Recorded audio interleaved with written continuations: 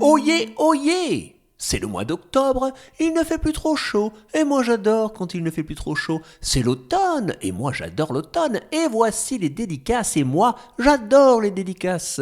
Croyez-moi, en plus, le mois de septembre a été riche en petits messages sympas. Merci donc à Miles et sa maman, Gaspard et sa maman, et Garance et sa maman, mais aussi Zachary, Arthur mon grand bébé, Sébastien, Théo, Hiroko Tekarada Meuru, clac du premier coup. Non, je rigole, je l'ai testé à peu près 155 fois, mais ça vous ne le savez pas. Lennox, Lola, Nora Sky et Oscar, Isia, Loïc, super prénom ça, Fabien, Léo et Hugo et Antolo pour leurs gentils messages. J'ai aussi reçu un message sur Apple Podcast, mais j'ai du mal à le lire en entier.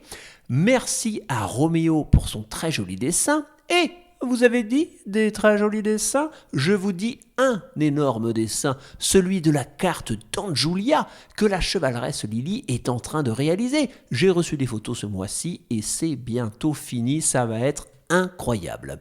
Et bien entendu, un immense merci à Gaspard et son papa, Adrien et Baptiste et leur papa, Vincent, Guillaume et leurs parents, coucou, Gabriel, Gaëtan et leur maman, le papa chevalier Sébastien, Titouan et Charlie et leur maman, et enfin Thomas et son papa pour leur soutien sur la taverne du chevalier Orange. J'ai reçu des messages concernant le formulaire de contact qui ne marche pas toujours sur le blog. N'hésitez pas à envoyer les messages directement sur la boîte mail lechevalierorange@outlook.com et n'oubliez pas que je réponds toujours aux messages, donc un message qui n'a pas de réponse, c'est un message que je n'ai pas reçu. Nous en profitons bien évidemment pour souhaiter un joyeux anniversaire à Timothée qui nous a envoyé un gentil petit mot et en parlant d'anniversaire, mais dites-moi, il y en a un à fêter ce mois-ci. Un anniversaire très important, puisqu'il s'agit de celui d'un chevalier qui fait partie de l'élite des auditeurs, un des piliers fondateurs de la confrérie Orange.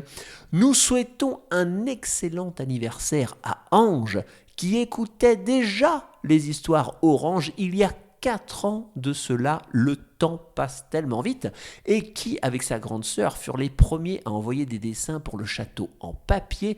Même le nom du royaume d'Anjulia est un hommage à leur soutien, c'est vous dire. Petit chevalier Ange, je te souhaite le meilleur pour cette belle année à venir, et vraiment, joyeux anniversaire. Et à présent, un nouvel épisode de Mémoire d'un prince. Je vous rappelle que la nouvelle histoire, La licorne sans corne, est en vente sur la taverne du Chevalier Orange. On peut aussi apporter son soutien en souscrivant aux abonnements payants sur Spotify, alors n'hésitez pas. Je vous souhaite une bonne écoute, je vous dis à très bientôt, et d'ici là, surtout, prenez bien soin de vous. Chapitre 10. Les sirènes d'alarme. Le soleil était à peine levé que déjà le chevalier Orange était prêt à partir. Il avait réveillé tous ses compagnons de bonne heure afin de se rendre au plus tôt chez son amie Sécotine. La tempête de la veille s'était calmée et les grandes plages qui longeaient la côte étaient facilement praticables. Les aventuriers décidèrent donc de passer par les belles étendues de sable, réchauffées par le soleil, et rafraîchis par les embruns, faisant tranquillement avancer leurs chevaux tout en admirant la mer.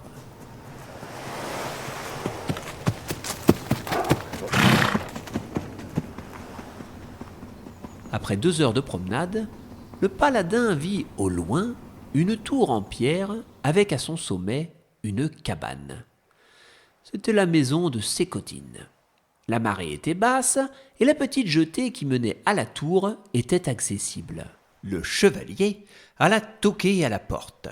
« Coucou, c'est Cotine, c'est le chevalier Orange !» On dirait que personne ne répond. Et c'est étrange ça. J'espère qu'elle n'est pas déjà en voyage.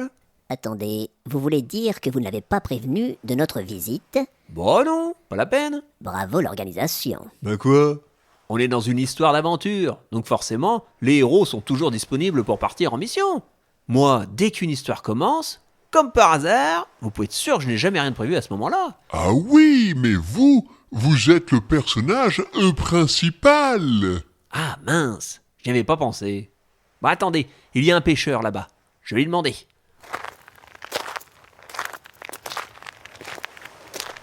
Hola, messire le pêcheur! Connaissez-vous la personne qui réside ici? Pour sûr, messire chevalier. C'est la navigatrice, c'est Cotine. Et savez-vous où elle se trouve? J'ai grand besoin de ses services. Elle est partie ce matin pour une petite mission. Je pense qu'elle sera de retour vers midi. Parfait, merci. Bon bah midi, ça ira bien. Profitons donc de la plage en attendant. Et les 5 amis passèrent la matinée à la plage. On fit des jeux, on se baigna, on pêcha même un petit peu. Et puis midi arrivant, on vit poindre à l'horizon la silhouette d'un voilier. C'était le Bagdarod, le fameux bateau de Sécotine. L'embarcation arriva sur la plage, puis, grâce aux roues placées sous sa coque, continua sur le sable. En seulement quelques instants, la capitaine arriva à la hauteur du chevalier. Elle descendit de son bateau pour aller saluer son vieil ami. Ça, par exemple, le chevalier orange. Quelle joie de vous revoir. Mais moi aussi. Oh, elle parle toujours aussi fort. Devinez ce qui m'amène. Oh, je dirais une belle aventure, comme d'habitude. Et qui sont donc vos compagnons? Je vous présente Albert Gloumida, mon apprenti aventurier. Bonjour, madame. À côté, c'est Daphné, experte en roublardise. Enchantée, ma chère. Et puis Ignace, grand soigneur. Bonjour, capitaine. Et enfin, Warwick. Enchanté, tout le monde. Et vous, Warwick, quel est donc votre métier? Eh bien, Warwick est un puissant mage qui consulte son livre de magie. Qu'est-ce que vous faites, Warwick? Je cherche un sort pour la protection des oreilles. Après les présentations, il fut temps d'expliquer à Sécotine les raisons de la venue du paladin. Ce dernier raconta donc les derniers jours qu'il avait passés en compagnie des aventuriers. Il leur fallait à présent trouver un moyen de rejoindre l'île du mauvais esprit. L'île du mauvais esprit, dites-vous. Je connais, effectivement. Mais personne ne va jamais dans ce coin. Je le savais. C'est une mauvaise idée de prendre la mer. Oh, mais Ignace, je vous ai dit que le Kraken dormait en ce moment. Parfaitement. Aucun souci de Kraken. Dans son fameux livre « Qu'allait-il faire dans cette galère ?» le grand explorateur Avel Gornog indique la présence de sirènes au large de l'île. C'est peut-être à cause de ça. Il y a effectivement des sirènes, jeune homme, et elles n'ont pas bonne réputation. Mais j'en ai déjà croisé, et je suis toujours vivante. Alors ce n'est pas à cause du Kraken, ni à cause des sirènes, que personne ne va sur l'île. Pour quelle raison, du coup? C'est à cause de l'île en elle-même. Il se raconte de drôles de choses à son sujet. Mais ce ne sont que des histoires de marins qu'on se raconte dans les auberges. On a parfois tendance à en rajouter un peu. Et puis, de toute façon, si mon ami le chevalier orange a besoin d'aller sur cette île, alors je vous emmènerai sur cette île. Pouah, vous êtes la meilleure, Sécotine! Nous allons juste devoir repasser par Minte Sola. Le Bagdarod est trop petit pour nous 6. Nous emprunterons un bateau à la ville. Comme je fais partie de la garde officielle, ils accepteront sans aucun doute. Et ainsi fut fait. Le temps de retourner à la cité, de demander un bateau et d'appareiller, la nuit commençait à tomber. Mais rien n'arrêtait la brave navigatrice, et prendre la mer dans l'obscurité ne l'effrayait pas. Le bateau quitta donc les feux de Mansola le soir même. Au petit matin, nos amis étaient en pleine mer. Sécotine, comme d'habitude quand elle voyageait, ne faisait que de courtes sessions de sommeil, ce qui lui permettait d'être presque toujours à la barre. Le plan de route d'Albi prévoyait 3 jours pour allier l'île. Mais, selon la capitaine, le voyage risquait de se prolonger quelque peu. La lune étant très discrète, à cette période, les nuits étaient vraiment noires, et Sécotine ne pouvait pas se permettre d'aller aussi vite qu'en journée. Cela risquait donc d'ajouter de nombreuses heures à passer sur le bateau. Or, même si chacun aidait à la navigation, le temps passait relativement lentement et tout le monde s'ennuyait un peu. C'est ainsi qu'au deuxième jour, Warwick eut une idée. Et si ce soir, je restais éveillé avec vous? Je pourrais maintenir un sort de lumière et on garderait un bon rythme de navigation, même pendant la nuit. Je n'y avais pas pensé, mais ce pourrait être une bonne idée. Oh oui, et même pourquoi pas? Tous rester éveillés cette nuit. Ce serait rigolo. C'est d'accord. Alors cette nuit, tout le monde avec moi. Par contre, je dois vous mettre en garde. Même si nous sommes encore loin de l'île, nous entrons dans la zone où se trouve... Le Kraken, j'en étais sûr. Mais non, pas le kraken. Il dort, le kraken. Non, ce que nous risquons de croiser, ce sont les sirènes. Oh, chouette! Je n'en ai jamais vu. Alors ce sera l'occasion ou jamais. Et que vont-elles nous faire, ces vilaines sirènes? Je ne sais pas exactement. Il paraît qu'elles chantent pour attirer les humains dans la mer. Ensuite, elles les emportent avec elles et plus personne ne les revoit. Ça fait froid dans le dos. Comment faites-vous pour passer d'habitude? Eh bien, il y a une vieille technique de marin. Tout l'équipage se bouche les oreilles. Malin! Mais comment savez-vous si elle ne se cache pas en attendant que l'un de vous se débouche les oreilles? Il y a une astuce.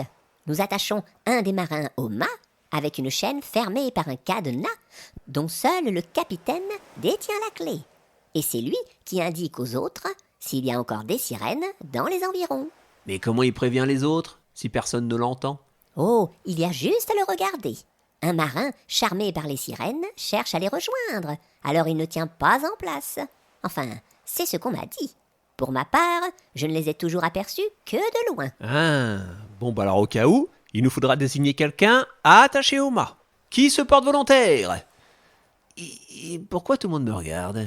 Oh non, non mais c'est toujours pour moi le travail ingrat. Oh, ingrat, pas forcément. Plutôt un travail pour quelqu'un d'incroyablement dévoué aux autres. Un travail pour un personnage formidable. Un travail de héros. Pile poil pour vous, chevalier. Ben tiens, bon d'accord, je serai celui qui restera sans bouchon dans les oreilles alors. Tout le monde partit dormir jusqu'au soir afin de rester éveillé toute la nuit. Et comme convenu, à l'heure où le soleil commence à décliner, Warwick invoqua une boule de lumière. C'était un sort relativement simple, mais très efficace. Grâce à lui, on pouvait voir assez aisément la mer sur plusieurs mètres autour du bateau, ce qui allait grandement aider ses cotines. Mais après 1 heure à avancer tranquillement, la navigatrice fut soudainement éblouie par quelque chose qui semblait briller parmi les vagues. C'était un banc de sirènes qui commençait à se diriger vers nos amis.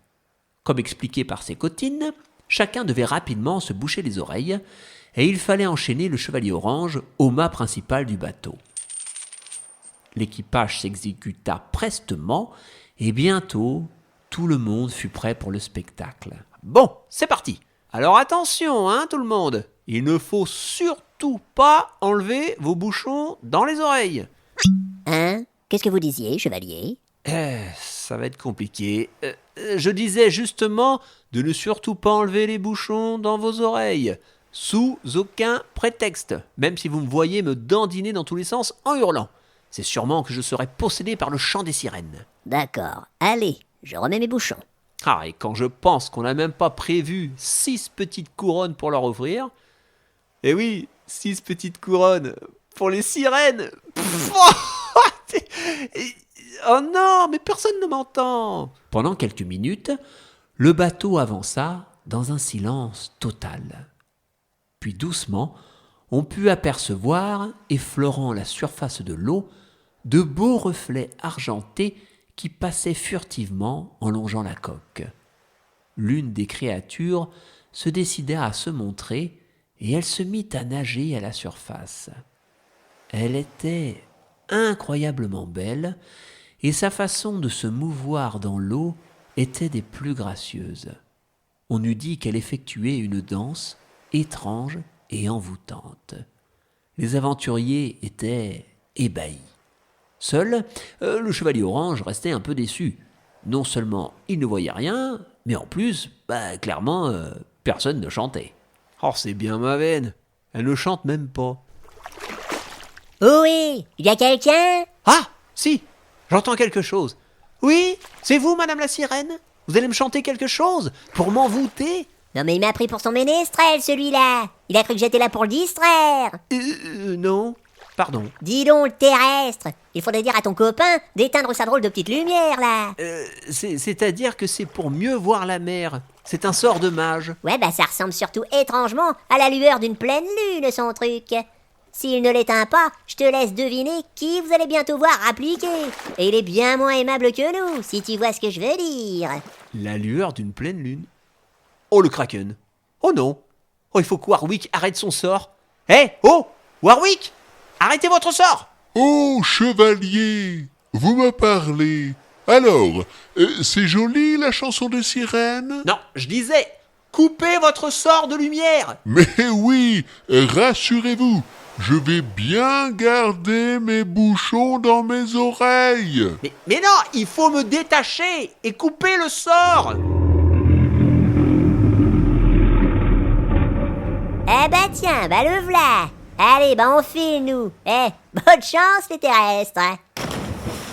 Oh, regardez, chevalier, la sirène s'en va. Non mais, vite là, écoutez-moi. Faut me détacher parce que la lumière là du sort de la lune, là du Kraken et... Non, le sort de Krawick, le Warken... Ah! Oh, la chanson doit être magnifique. Vous remuez dans tous les sens. Nous sommes en danger de mort. Regardez, là, je mime le Kraken, là, regardez, le Kraken. Ah!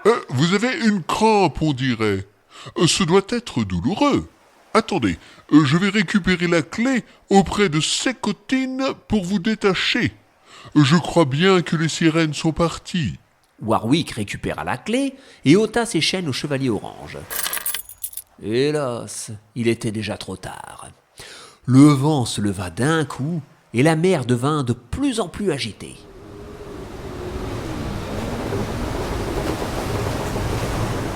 Puis, devant la mine ahurie de l'équipage, une masse gigantesque sortit de l'eau.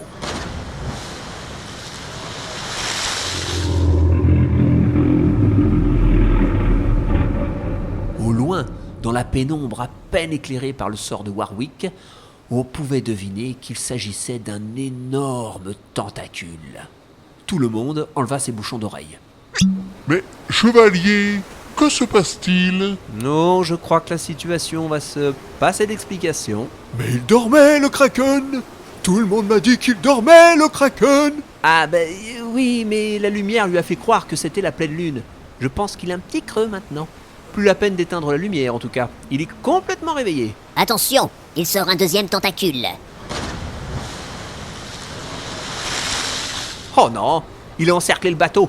On est complètement bloqué. Je vais tenter de maintenir le bateau en état de flotter, mais on ne pourra pas distancer ce monstre s'il nous bloque. Il faut rapidement trouver une solution. Regardez, il sort sa tête. L'infâme bête montrait enfin son terrible visage. Une masse titanesque, sombre et effrayante, avec deux grands yeux qui semblaient refléter la mort elle-même. Ouh, la vilaine frimousse! Peut-être qu'on devrait se laisser avaler, comme dans l'histoire pour enfants, là. Et puis une fois dans son ventre, on cherchera un moyen de fuir. On va vite être fixé. Il ouvre la gueule. Ah! Vous avez vu la taille de ses dents? En plus, il y en a plein. Bon, on abandonne l'idée de se faire avaler. Warwick, il faut tenter un sort. Quelque chose d'énorme. Oubliez les limites et le dosage. Balancez tout. Le mage se concentra de toutes ses forces et entama une longue incantation. Au fur et à mesure qu'il récitait sa formule, une flamme commençait à s'allumer devant lui. Flahum magica destructum Kraken. Ah raté. Oh non. J'ai dosé à l'envers, on dirait. Mais heureusement, les héros avaient tous de la ressource. Tandis que Sécotine abaissait les voiles pour tenter de maintenir le bateau en état, Daphné bondit en haut d'un mât puis décocha une série de flèches empoisonnées en visant tant bien que mal la gorge de la créature gigantesque. Malgré le manque de lumière, l'archère toucha sa cible. Blessée, la bête immonde secoua la tête, puis disparut lentement sous l'eau.